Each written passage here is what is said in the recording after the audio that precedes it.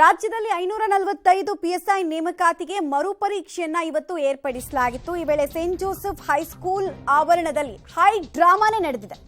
Full shirt ಧರಿಸಿ ಬಂದಿದ್ದ ಅಭ್ಯರ್ಥಿಯೊಬ್ಬ shirt cut ಮಾಡಿದ್ರೆ ಪರೀಕ್ಷೆ ಬರೆಯಲ್ಲ ಅಂತ ಹಠ ಹಿಡಿದಂತಹ ಘಟನೆ ನಡೆದಿದೆ. ಎಡವಟ್ ಮಾಡ್ಕೊಂಡಿದ್ದು ಅಲ್ಲದೆ ಅದು ಹಠಕ್ಕೆ ಕೂಡ ಆತ ಬಿದ್ದಿದ್ದು ಕಾಣಿಸ್ತಾ ಇದೆ. ವಾಗ್ವಾದದ ಬಳಿಕ ಫುಲ್ ಶರ್ಟ್ ಅನ್ನ ಕಟ್ ಮಾಡಿಸಲಾಯಿತು. 3 ರಿಂದ 4 ಅಭ್ಯರ್ಥಿಗಳು ಫುಲ್ ಶರ್ಟ್ ಅನ್ನ ಪರಿಶೀಲನಾ ಸಿಬ್ಬಂದಿಗಳು ಕಟ್ ಮಾಡಬೇಕಾದಂತಹ ಸ್ಥಿತಿ ಬಂತು. ಫುಲ್ ಶರ್ಟ್ ಹಾಕಬಾರ್ದು ಅಂತ ಷರತ್ತೇ ಇದೆ ನೋಡಿ. ಹಾಲ್ ಟಿಕೆಟ್ ಕೊಡಬೇಕಾದ್ರೂ ರೂಲ್ಸ್ ಇರುತ್ತೆ ಅದರಲ್ಲಿ, ಆಮೇಲೆ ವೆಬ್ಸೈಟ್ ಅಲ್ಲೂ ರೂಲ್ಸ್ ಇರುತ್ತೆ, ಅಪ್ಲೈ ಮಾಡಬೇಕಾದ್ರೂ ರೂಲ್ಸ್ ಗೊತ್ತಿರುತ್ತೆ. ಇಷ್ಟಾದ್ರೂ ಮೊಂಡಾಟವನ್ನ ಕೆಲವರು ಬಂದು ಪ್ರದರ್ಶನ ಮಾಡಿ ಅನ್ನೆಸೆಸರಿ ಕನ್ಫ್ಯೂಷನ್ ಕ್ರಿಯೇಟ್ ಮಾಡಿದ್ದಾರೆ. ಆದ್ರೂ ಪರಿಶೀಲನೆ ಮಾಡ್ತಾ ಇದ್ದಂತಹ ಸಿಬ್ಬಂದಿಗಳು ಬಿಡದಿಲ್ಲ.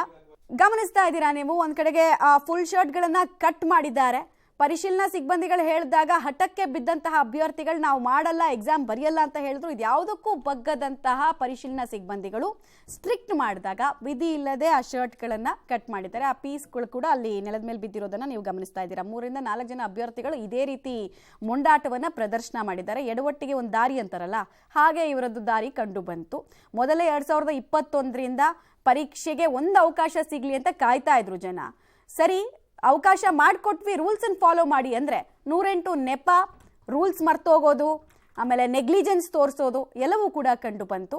ಮತ್ತು ಎಲೆಕ್ಟ್ರಾನಿಕ್ ಡಿವೈಸಸ್ ಮಾತ್ರ ಅಲ್ಲ, ಒಂದಷ್ಟು ಸೂಚನೆಗಳನ್ನು ಸ್ಟ್ರಿಕ್ಟಾಗಿ ಕೊಟ್ಟಿರ್ತಾರೆ. ಡ್ರೆಸ್ ಕೋಡ್ ಇರಬಹುದು, ಎಲ್ಲದರಲ್ಲೂ ಕೂಡ ಒಂದಷ್ಟು ಸೂಚನೆಗಳನ್ನು ಸ್ಟ್ರಿಕ್ಟ್ ಮಾಡಿದ್ರು.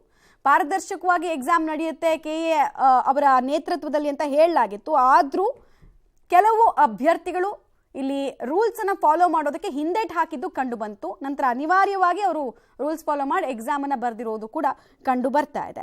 ಮತ್ತೊಂದು ಕಡೆ ಖಡ್ಗ ಹಾಕೊಂಡು ಒಬ್ಬ ಅಭ್ಯರ್ಥಿ ಬಂದಿದ್ದು ಕೂಡ ಕಂಡು ಬಂತು. ಕೈಗೆ ಹಾಕಿದ್ದ ಖಡ್ಗವನ್ನ ತೆಗೆಯೋದಕ್ಕೆ ಅಭ್ಯರ್ಥಿ ಪರದಾಟವನ್ನ ಕೂಡ ನಡೆಸಿದ. ಶಾಂಪೂ ಬಳಸಿ ಕೈನಲ್ಲಿದ್ದಂತಹ ಖಡ್ಗವನ್ನ ತೆರವುಗೊಳಿಸಲಾಗಿದೆ.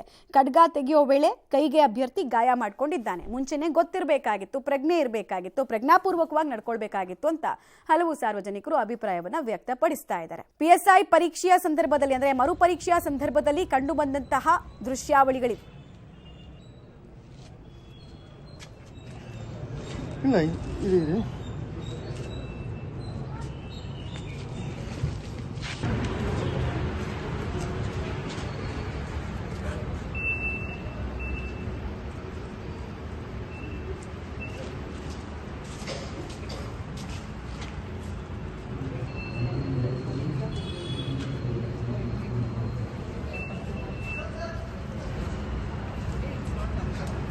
ಬಿಡಿ ಮೇಡಮ್, ತಗೊಂಡು ತಗೊಂಡು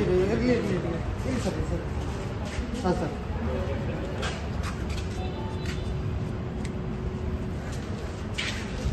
ಈಗ ಟೀಕೆ ಹೋಗಿ ಕೊಟ್ಟಿದ್ದೀವಿ.